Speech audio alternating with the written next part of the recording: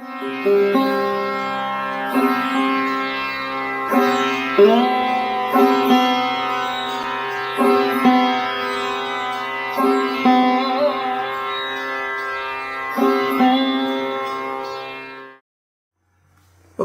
here we go again with another episode of our podcast, Existential Ambiguity.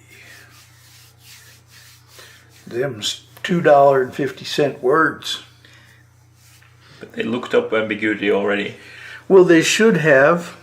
I hope you guys are using your dictionaries, otherwise this isn't going to make much sense.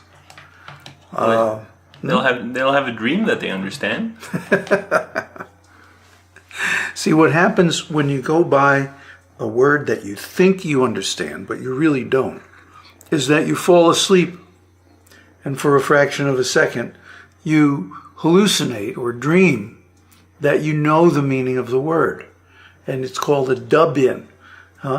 Just like when you're doing a recording and you make a mistake, and you can go back and dub in or punch in a correction. So that's what happens when you have a misunderstood word on your memory, on your time track of the experience. You dub in what you think it means. What you think, a hallucination of the meaning instead of the actual meaning. So to really understand the meaning of a word, you need to be able to quote the definition. That's the standard. So, existential. Of or having to do with existence. Being. That which is. What is. What ain't. Existential. And ambiguity means a confusion, a misunderstanding. Uncertainty. Thinking that something is this when it's actually that. Confusing the rope and the snake. Yeah. Because it looks like both. If something is ambiguous, it's not like apparent if it's this or that. Maybe it's both, or maybe it's neither. Right.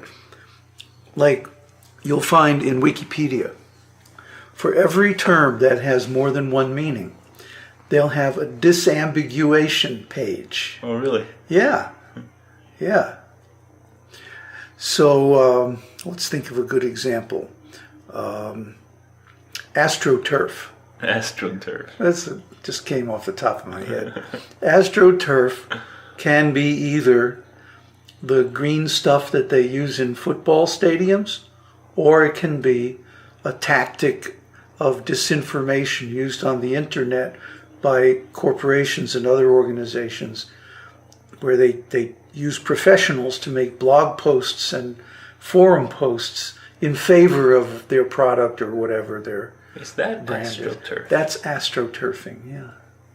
That's an excellent example of a misunderstood term. Yeah. Because I had dreamed up a completely different meaning of that. Oh, really? Interesting. Well, AstroTurfing is a very common strategy used by big organizations with money to shut up or discredit honest people without money. But it gets its meaning, of course, from AstroTurf, which is fake grass, fake green grass. So it's fake or phony blog posts or forum posts that make something look good, even when there's a problem with it. Telephone companies do this all the time. People are so fed up with the phone companies, with their bad service and their profiteering, and they complain. But the phone company can hire these bloggers, or maybe they just make bots, software bots that spam the forums with thousands of posts saying, "Oh, this phone company's so great. I am having such a great experience." That's rascal. This is rascal. Very rascal. But anyway, disambiguation means to take something that's uncertain and get certainty in it. And being is probably the most uncertain area in our culture, because our culture has a long history of suppressing knowledge about being. The educational system, as I point out in our recent video, the whole education system is there to teach you that being comes from having and doing. The medium is the message, right? You are a first grader. You are John Smith. And therefore you have to do X, Y, Z.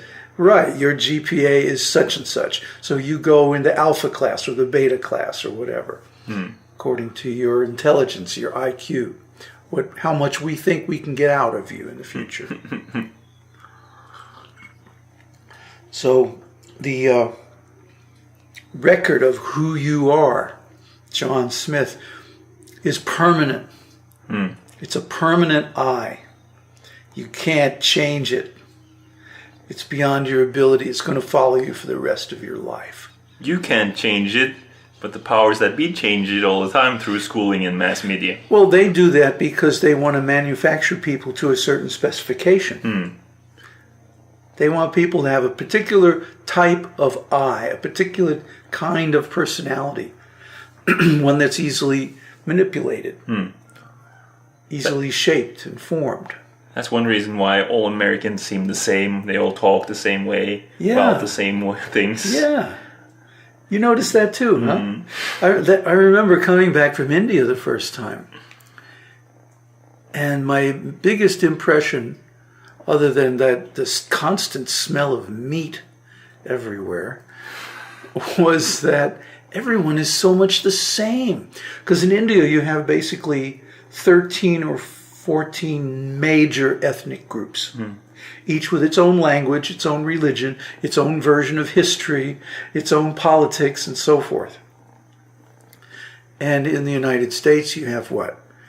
You have the whites, the blacks, the Hispanics, the Jews, and few Indians. And the rednecks. Few Native Americans. Well, they don't count because they're a different race, you see. Yeah.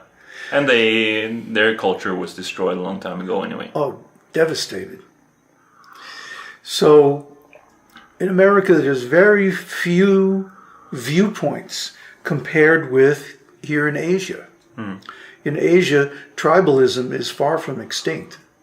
And there are many, many different cultures, and each have their own form of dress, their own customs, their own style of food, everything. But now with the TV and every home in the village... Well, it's gradually disappearing. The next generation is all going to be brainwashed, materialistic. Yeah. So the content of this brainwashing is being comes from having and doing. If you want to be successful, if you want to be happy, you got to have this stuff. And to do that, you got to do all this other stuff that you don't want to do. Yeah. And they've got you by the short hairs because there's a whole system in place that reinforces that basic principle. The banking system, the school system, the media, the news. And the police and the army to back it up. Oh, that's right. If you get too much out of line, you're going to wind up in Guantanamo somewhere. We're being blasted by a drone. I mean, it's only a matter of time before there's drone attacks against civilians on American soil. Yeah. It's just a matter of time, people. Because they're thinking dangerous thoughts. Dangerous to who? To the established system. Dangerous to the false ego. You see? Yeah, that's the fundamental. The fundamental thing is the conceit I. I am. In other words, I, myself, quote unquote, exists or persists for a period of time. Or even it's permanent. The belief in a permanent I is institutionalized in the form of religion. That's really ambiguous, though, because permanent I, but you're also taught to base your identity upon doing and having, which always change. Well, but I is based on doing and having. Because, well, we'll get to that. Well, we've been getting to that in our analysis of the root structure of experience. Yes. And the root structure is something that is common to everyone with a false ego. And this root structure is basically taking something in experience and making it mine.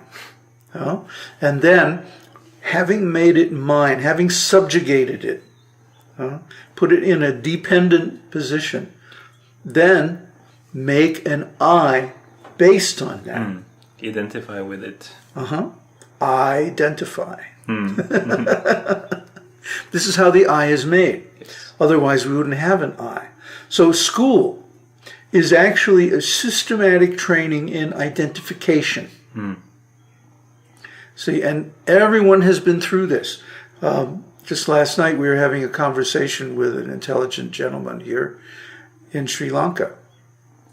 And he's saying since they instituted the school system, suddenly, within 1 or 2 generations, the people have no more interest in religious training, spiritual training.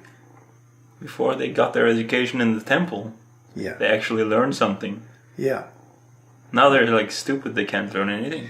Well, school teaches you not to learn. School gives you such a bad taste around learning because you're thrown at, hundreds of misunderstood terms are thrown at you. And you're not given the opportunity to define them completely. Yet, you are under the pressure that you have to spit these things back on the tests. Yeah, memorize them. Or you without fail. Understanding them. Right. Memorization without understanding. That's crazy making business. Well, it is crazy making, but it's been a feature of controlled civilizations for a long, long time. Started with the Prussians. Yeah. It started before that, actually. Yes. The Romans probably had a good system. Yeah, and the Brahmins Greeks. before them. Yeah. All the way back, yeah. Memorization, rote learning. Chinese school. The Chinese had a system where they would put something up on a board and make everybody chant it. And then wrap the board with the ruler. And like that. It's called Chinese school. But this system was borrowed. It was borrowed from the West. Because the West has always been the expert in creating a false I. They've always been more advanced in the false ego than the East. Because the East was to some extent honest. To some extent it was always acceptable in the East to inquire into what is this I. And this is the fundamental existential ambiguity. That you are conditioned to think I is permanent. And if you're a religious person, you may even think that your I is eternal.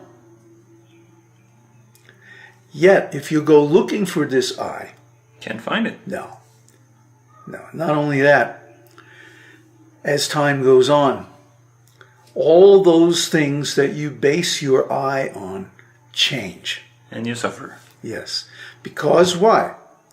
You think your I is permanent. You're conditioned to believe your I is permanent. But it's not permanent. None of the things you base your I on are permanent. They're all impermanent. They're all subject to change. And why? Because they're all conditioned. They're all dependent on something else. And when that thing changes, they also change.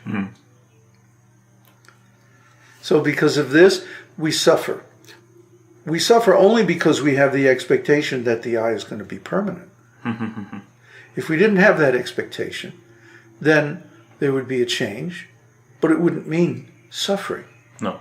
And that's the position of the arhat. That's the position of the self-realized person. The self-realized person is not identified with a self, quote unquote, or an I, quote unquote. He's not thinking that something or other is mine. He's simply observing phenomena in his experience. He's not thinking about the past. He's not thinking about the future. He's simply present. And he doesn't think that something is mine, or he doesn't think that I am this, that, or the other thing. He simply exists. In the totality of existence. Yes. Which enhances the experience. Because he's not like, what do you call it? Filtering. He's not filtering, and he's not divided among, his mind is not compartmentalized like our minds are. That's right. We have one mind when we're at home. We have a different mind when we're at work or school. And then when we're playing, we have a different mind. And so on. A different I, actually. Different identity. Yeah. A different set of conditioned responses to the environment. And math is something different than physics. Physics is something different than gym. That's what I mean. We're taught in school every 45 minutes the bell rings and we have to change gears from one eye to another, from the math eye to the physics eye to the history eye to the grammar eye to gym, to get out of school and go hang out with your friends or whatever. So we're taught, trained, conditioned, brought up to not only to have a false I, but to change it at regular intervals. Why? Because if we didn't have that conditioning, we might begin to suspect that this I is not really permanent. You see, and that's not going to serve the interests of the powers that be. So we have to be kept from that realization as far as possible. And they've gotten pretty good at it. Yeah. They've had quite a bit of practice, quite a bit of field testing of the program, and it's a very mature technology. Well, they were only doing that last century. They stopped doing that, didn't they? Who stopped doing what, when? All those military and science guys and all the mind control and all the weapons technology and all the atrocities that they did in the Second World War, that's just in the past. They stopped doing that, didn't they? It's not on the news. That's the lie that they want everyone to believe. But you see, because the I can change, we can be conditioned to believe one thing, and then that conditioning can be erased and we can be made to believe something else. What's his name? Osama bin Laden used to be a CIA asset. He used to be trained and funded by the Americans. He was the good guy. Yeah. Brzezinski trained him up. Brzezinski, and then all of a sudden, he was the bad guy. What happened? Useful idiot. Yes. He was a conditioned person set up to be a useful idiot. That means someone who is like a pawn in the game and used to make a political point. He got a little sense gratification at one point, and then when they were done with him, they just turned him loose. And set him up as the new enemy. Because actually, the United States became so powerful they didn't have any enemy. No, but they needed an enemy. Of course, you got to have an enemy to have the war machine and the whole industry and the economy and all of that. It's and the economy, stupid. Keep the dissenters quiet, because when we're at war, you're not allowed to dissent. That's right. And now we're always at war, so now we'll be at war for the foreseeable future. If we say something that people don't, the powers that be don't agree with, it's contrary to national security. You're dangerous. Right. Hey, duck! Here comes a drone. Don't drone me, bro. Well, anyway, all of these undesirable things, all of these different forms of suffering, are due to the creation of the false I. The individual I is then projected onto a larger and larger screen at a bigger and bigger scale, and it becomes the organization, the church, the company, the country, the world, God. But it's the same principle. And there's always individuals with huge eyes behind there and pulling the strings. Yes. So the thing about an eye is that it can be manipulated. And they are manipulated. And this is how we are controlled. This is how it's done, folks. This is how the Wizard of Oz works his miracle. Don't look at the man behind the curtain. Huh? So what we're really talking about is how do you get out of the suffering? If you fight against it, you'll simply be overwhelmed, identified as an enemy and crushed. And even the elites, they're suffering because of their fabrications. They're suffering more than anybody. Bigger the eye, more the suffering. That's right. The bigger they are, the harder they fall.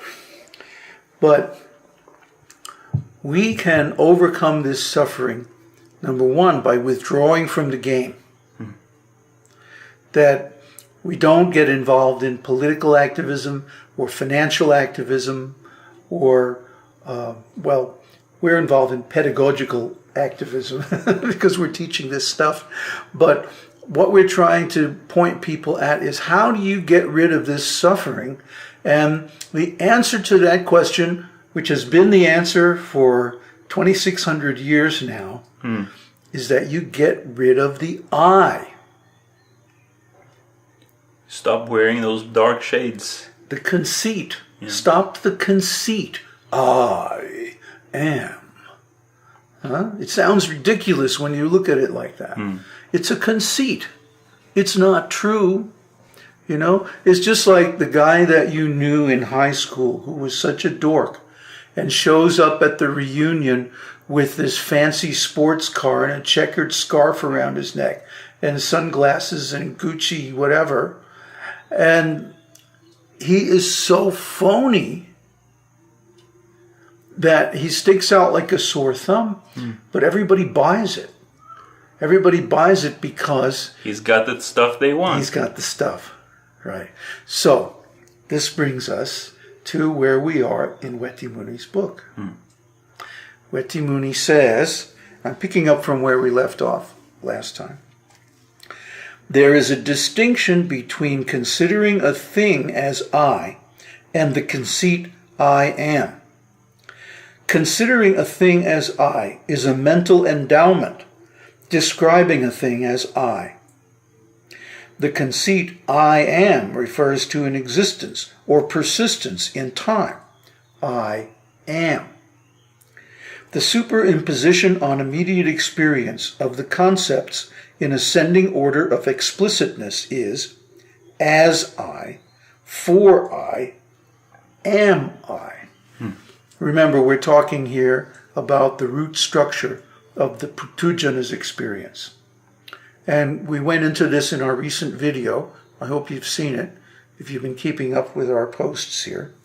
If you haven't, you should go watch it so you know what we're talking about, because I'm going to speak on the assumption that you have seen it.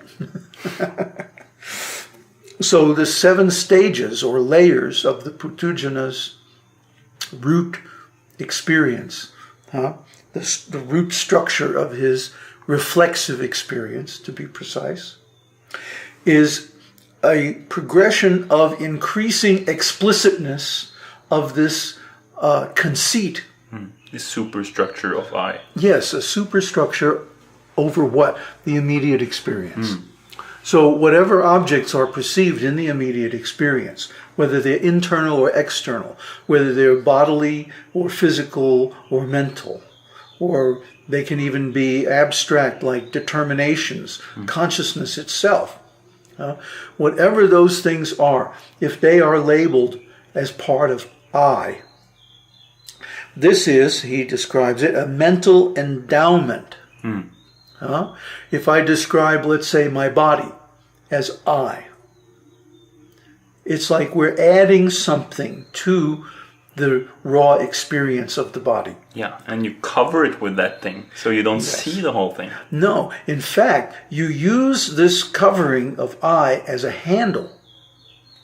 You use it as if it was a programming language, it would be called a pointer. Instead of dealing with your body as your body, you deal with it as my body. And whenever you say my body, you mean the aggregate of the total physical presence of the body that you happen to inhabit. Okay? But that doesn't really mean that it's your body. That's something you add to it. And that's something you have to maintain also.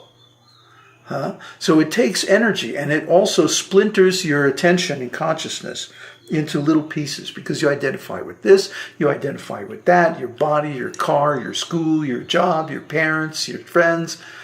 And all of the time there, you focus on one object at a time.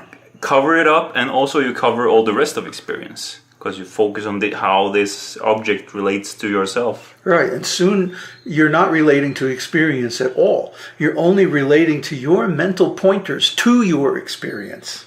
So you're wandering in a maze of I and mind. Yes. And you can't step outside that maze. A bunch of abstract entities that you created. It's like the fun house. You ever go to the fun house and they have all these funny mirrors? Some of them make you look fat, some of them make you look tall. Squiggly. Or squiggly, wiggly. And then you walk on the thing and the air comes up. So this is the fun house that we create for ourselves. These mirrors that cannot help but distort our actual experience, because we can never make a perfect copy, and even if we did, it's going to change. It's not really a fun house, it's more like a horror show, really. Yeah, it's a mess. So the superimposition on immediate experience of the concepts that we conceive, we create in ascending order of explicitness, as I, for I, am I. In other words, let's take the body, for example. I look at the body and I think, this is myself. That's conceiving the body as I. And then we think, oh, this is my body. That's considering the body as for I. And then finally, I just assume. Am I? I am this body. And I act as that. And I talk like that. I say, if somebody hits my arm, I say, why did you hit me on the arm? You see, that a linguistic assumption becomes embedded in our social interactions, in our linguistic concepts, in our language, and then it propagates throughout the society by means of idle talk, where we talk about things that aren't present by using their handles, their identifications, okay, instead of the actual thing itself. So we say, so-and-so, let's say Johnny is stupid, right? And now every time the subject of Johnny comes up, we're going to think, oh, stupid Johnny. See, even though Johnny may not be stupid at all, that doesn't matter. Just because it has been said about him, suddenly we identify him in that way. And other people spread it around, even though they have no direct experience of the thing. Yeah. So it's like a linguistic or a semantic disease. Like a virus. A virus or a meme that propagates through the society because people are ignorant. People are ignorant. They don't take care to make these distinctions between their self, their real self, and these various phony selves that they use to construct an I. So, to go on, the perception of not passing away, of permanence, differs from the view or belief in eternal existence, where eternity is conceived as infinity of duration.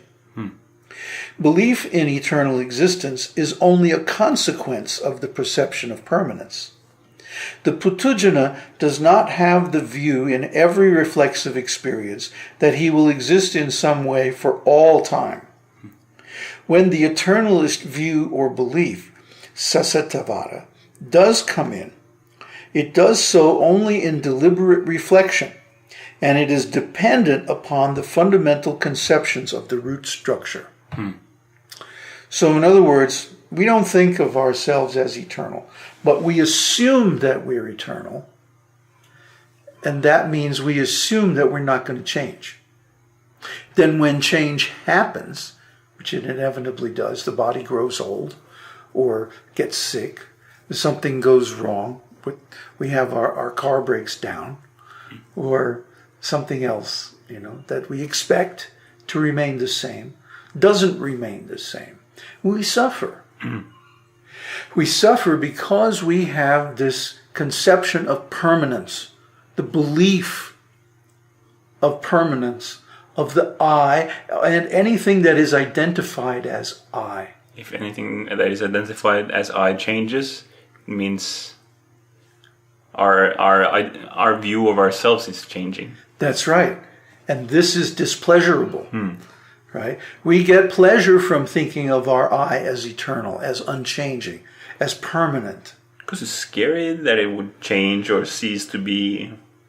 It's like... Well, it's scary because we have a huge investment and we've been trained to think that we are a permanent self, and we've been punished every time we acted in a different way. By school, by parents, by friends, by society in general. So, the eternalist view, Suśupti-vāda. Suśupti-vāda is that I am a soul and I exist forever. And religion exists for the purpose of propagating this belief. And you'll notice that the belief in eternal existence always requires the existence of some other world. A spiritual world or transcendental world, or anyway, another world, another planet, that's another not related dimension. To this world even. Right. Where it's possible to live forever. Because in this world it's clearly not. However, no proof is offered. You simply have to believe. And then in the future, if you pay money and obey the rules, if you're a good boy, then you'll get your eternal life. That's how it works. It's just like if you go to the car lot and you say, I want to buy this car. And the guy says, that's fine, give me the money now, and in the future, I will deliver the car to you. Well, that's a bad deal. On the face of it, right? It's only because the idea of eternal existence is so attractive, so pleasurable to our false ego, that we say, oh, I'll get to live forever. I'll do anything for that. And people do anything for that, up to and including sacrificing their lives. And killing other living entities. Yes, it's scary what people can be talked into doing based on a promise, an unprovable promise of eternal existence. That's how much control this conceit of I am has over us. Now, the existential philosophers have done us an enormous favor. The existentialists, they started in the 20th century, and their philosophy has now become practically the default philosophy of the whole world. The conclusions are wrong, but the questions are right. Well, their conclusions are ambiguous. That's what we keep coming back to, this existential ambiguity. That's why we called it that name. It looks like something, but it's really something else. Right, right. So the existentialists, but they have done us the favor of insisting to ask these questions. What am I? Who am I? How does I come to be? What happens to I when we die? You see, all these questions are unanswerable. They're invalid questions, but they must be asked because they expose the fallacy of the false I. you see. The real answer to the existentialists' questions is that there is no I. No. There is no self. It's simply a construction. It's simply a mental, what does he call it? A mental endowment. So to the Puthujana, there is an I. He experiences himself as an I. He believes in I. But it's actually something that causes him suffering. It's a burden that he carries around. He assumes an I because he gets present time pleasure out of the idea of permanence. Now the problem is, eventually, the pleasure that one gets from this idea, this conceit of I, is outweighed by the suffering caused by the changes, inevitable changes over time, to the things that one takes as I, to the things that one identifies as myself. When the body especially begins to change, to grow old, when the senses begin to deteriorate and the body begins to dissolve, the closer the imminence of death appears, the greater the anxiety and fear. Because why? The fundamental assumption of the person's I being permanent is being strongly questioned by reality. Reality is challenging this notion that I am permanent, I am eternal. So the only kind of person who can deal with these changes and not be affected is a person who doesn't believe in I, who doesn't assume the existence of the permanent self. And that's a self-realized person. That's an enlightened person. That's an arhat in Buddha's terminology. Arhat means one who has gone beyond this idea of self, who has uprooted the idea of I, who does not consider anything mine, including the body, the senses, the mind, or any of it. The Arahant has given it up completely, but the Seka is practicing giving it up, and sometimes is in that state, and sometimes in the state of making I and mine. Yeah, depending on his degree of advancement. So depending on our degree of realization of the Buddha's teaching, we can let go of these things. But there comes a point where they are uprooted completely, and that's called arhatship, or arhatship. I guess we've gone on long enough here, ranted and raved. We're going to try to get back into doing this podcast on a regular basis. Well, we just moved is the reason why we interrupted it there for a week or so. Please stay with us. Please read Weti Muni's book so you'll be aware of the context that we're speaking about. Look up all the words. Yeah. Plenty of words to look up there. Your dictionary is your friend. Yes.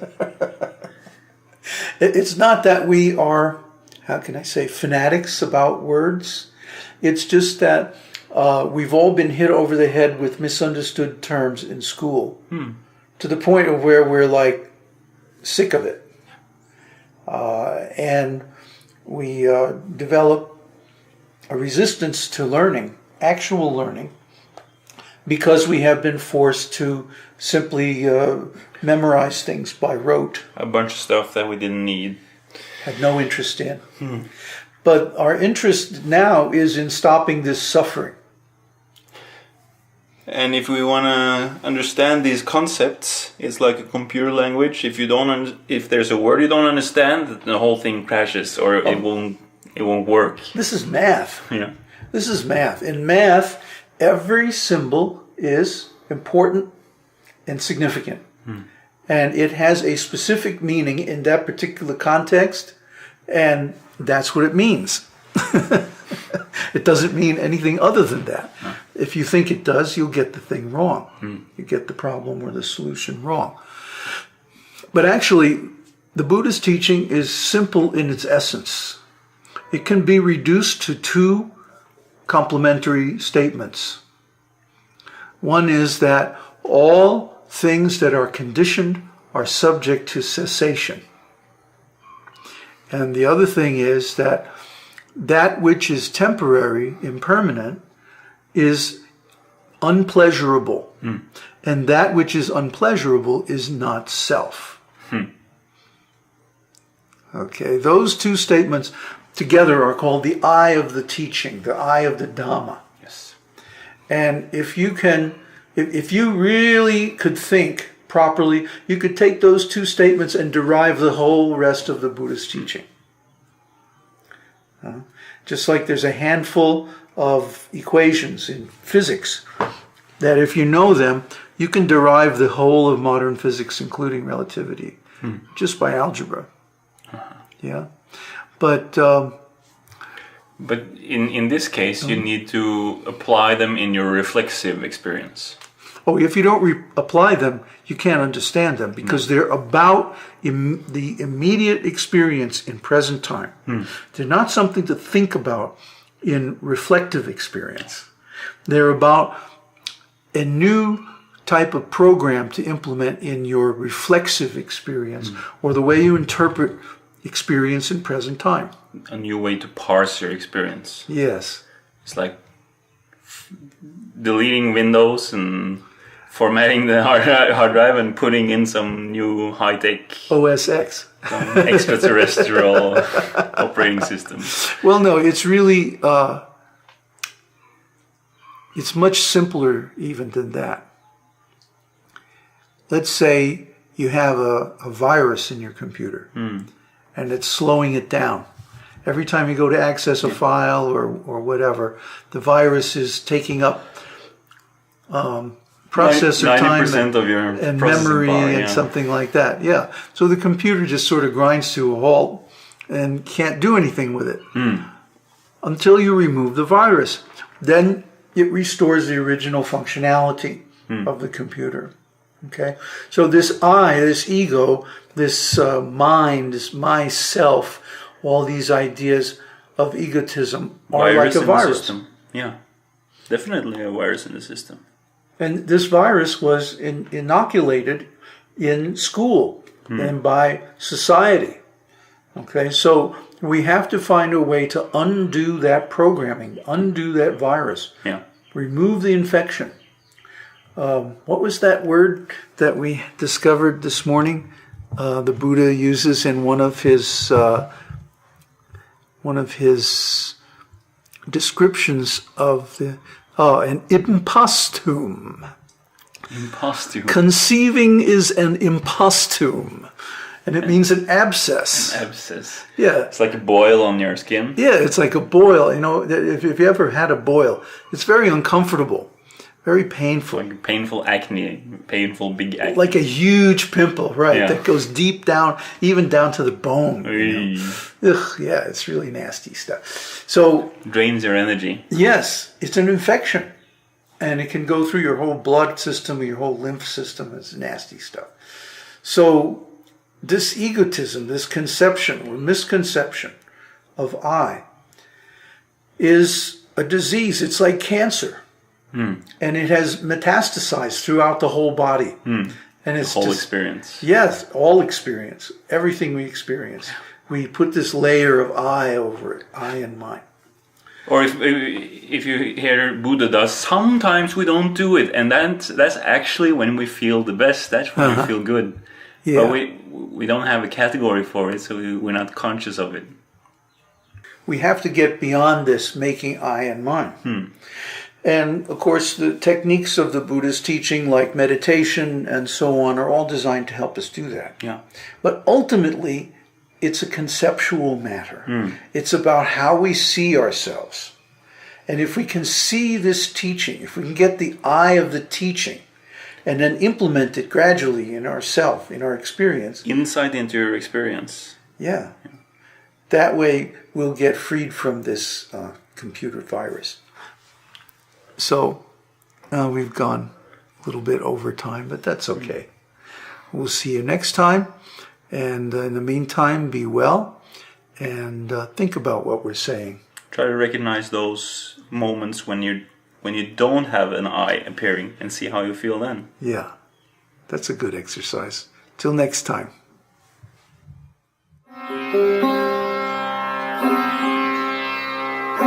Mm-hmm.